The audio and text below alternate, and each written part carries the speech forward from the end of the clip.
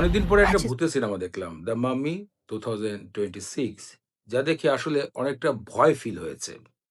দীর্ঘ ১০ বছর ধরে যে সকল হরর জনরার সিনেমা দেখছি, ওয়ার্নার ব্রোসের 'নান', 'কনজেনিয়াস' এই টাইপের সিনেমা আসলে একটা ফিল দিয়েছে আমাদেরকে।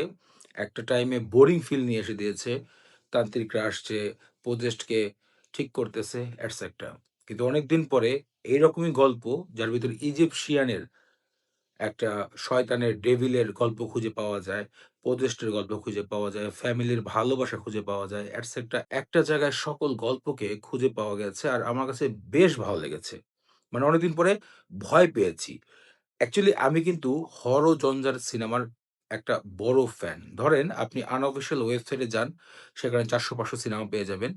সেখান থেকে ধরেন আমার ৮০% হরর সিনেমা দেখা শেষ। আমি সময় পেলে হরর সিনেমাগুলো দেখি। এমন আছে কয়েকটা সিনেমা অনেকবার দেখেছি যেমন 'কনজুরিং' সিরিজগুলো, ইউনিভার্সাল এর যেগুলো তৈরি করা হয়েছে সবগুলো। ওয়ার্নার ব্রোস এর এই সিনেমাটি আমার কাছে দুর্দান্ত লেগেছে। এবং প্রতিটি মুহূর্ত আপনাকে আতঙ্ক সৃষ্টি করেছে। যে হ্যাঁ, আপনি দেখে ভয় পেয়ে তা না, গল্পের শেষ পর্যন্ত দেখার জন্য যে আতঙ্কটা, যে ফিলটা ধরে রেখেছে ২ ঘন্টা ১৫ মিনিট সেটা আমার কাছে সবথেকে বেস্ট লেগেছে। আমার পুরো ফ্যামিলি মিলে দেখার সময় আমরা অপেক্ষা করতেছিলাম যে আসলে ঘটনাটা কোন দিকে যাচ্ছে, কি হতে চলেছে। এই যে ফিলটা, এই ফিলটা একটা সিনেমাকে গুড বলে। আমরা যারা ফিল্ম লাভার, অ্যাকচুয়ালি ফিল্মে লেখাপড়া করি না। যারা লাভার, যারা ভিউয়ার তারা কি চায়? গল্প শেষ মুহূর্তে বলবে, "ওয়াও!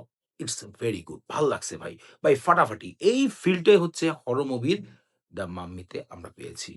আমরা পুরা ফ্যামিলি মিলে দেখেছি। আমি বলব যে এই ১০ বছরের মধ্যে যে সকল হরর সিনেমাগুলো ওয়ার্নার ব্রোস মুক্তি দিয়েছে বা বিশ্বের যেকোনো জায়গায় মুক্তি দেওয়া হয়েছে তার মধ্যে বেস্ট একটা সিনেমা ছিল 'দ্য মাম্মি'। এটা অনেক আনঅফিসিয়াল ওয়েবসাইটে এভেইলেবল রয়েছে। একবার দেখে আসতে পারেন। এমনকি হিন্দি ডাবিটেও পাওয়া গেছে।